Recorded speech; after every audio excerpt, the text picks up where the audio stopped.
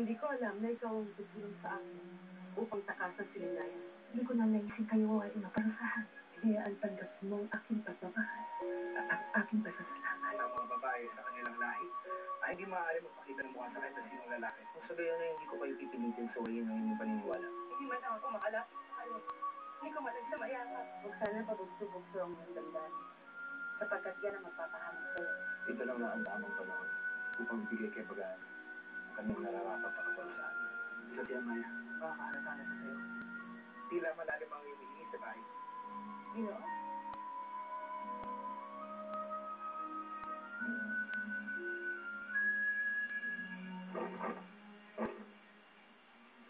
Paumanhin kung ako'y nakapang bahala. Nagtataka lamang ako kung ano nasa isip ng aming panahon. Kung ano man ang nasa isipan ko, sa akin na lamang. Naalis ka na. Ang buong akala ko ay nais mo akong kausapin. Walang dahilan upang kausapin kita. Ako'y may bala na. Ayoko pag-isipan niya ako ng masama.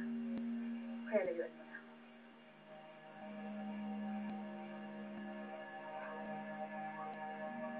Narinig mo ang aking sinabi. Layuan mo ako. Paumanhin.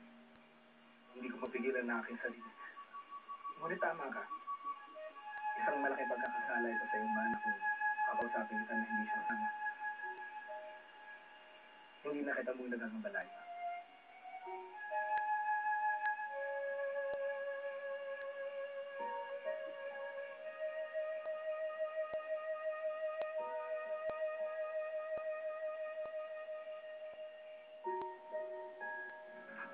Ang mahal na Hara!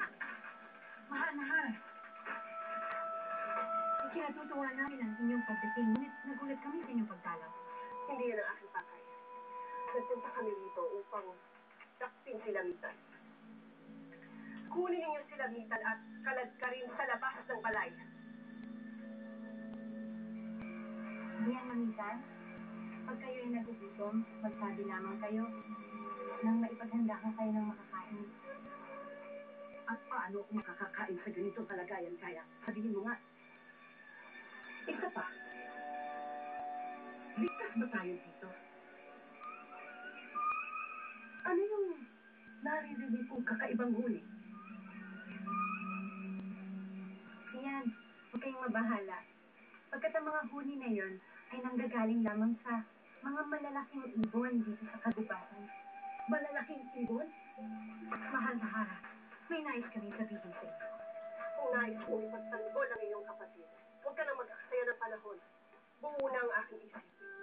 Ngayon ang araw ng kanyang paghatol.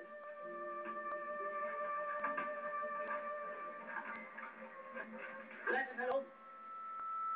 Iyon ang nais namin sabihin sa inyo, mahal na Hara. Pagkat ang aking Iloy, ay kagabi pa namin hindi naabutan dito sa balay. Walang nakakaalam kung saan siya nagtungo. Ano na noon? Ano na naman itong sumpa na ipinagkaloob mo sa akin? Diyan, hindi niya dapat sisihin ang laon. Pagkat mapalad pa kayo, nakatakas kayo sa puot ng Hara. Huwag mo akong pangaralan, Uripon. At tupadin mo na lamang ang paggawa ng aking masisilungan, sapagkat wala akong balak na matulog sa lupa pagdatal ng gabi. Dalian mo!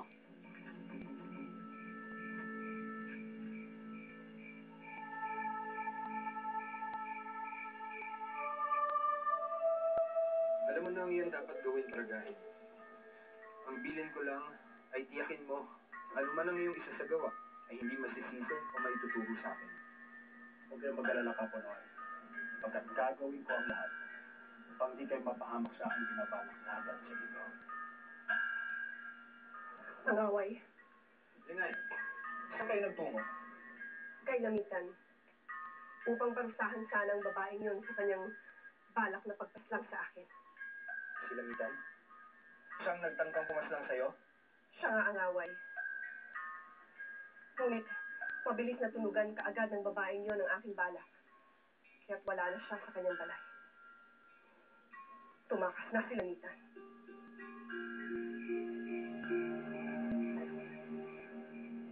Sila, bakit ngayon ka naman? Bakit mo siya kasama? Siya'y aking kababata diyan lamitan. Kaya huwag kang mabahala pagkat pagkakatiwalaan natin siya. Diyan lamitan. Ako'y lingkod ninyo. Silay. Nang ako'y nagpaalam sa iyo upang tumakas, nagpili ako na dalhan mo ako ng mga sandata upang may magamit kami sakaling matagpuan kami sa lugar na ito. Nasaan ang mga sandata? Narito diyan lamitan. Iisa lamang ang pag-aari pa ni Gadang. Marami sana ito kung pinagkaloob lamang sa amin ng mga dayong mangangalakan ang mga sandatang pinanday nila. Ngunit sa kabila ng pag-aalok namin sa kanya ng maraming bilang ng bulawan ay hindi nila kami pinagbigyan. At kanino nila ipinalakas? Sa magkapatid na Uro at Lando. Sila ang nakabili sa kalakal ng mga dayo. Pinayaan, Siloy. Saan ka ba nagtungo? Bakit ngayon ka lang? Ako'y lubusan nag-alala sa'yo. Pinayaan? Kasama mo ba si Lamitan? Alam mo ba kung saan siya nagtatago?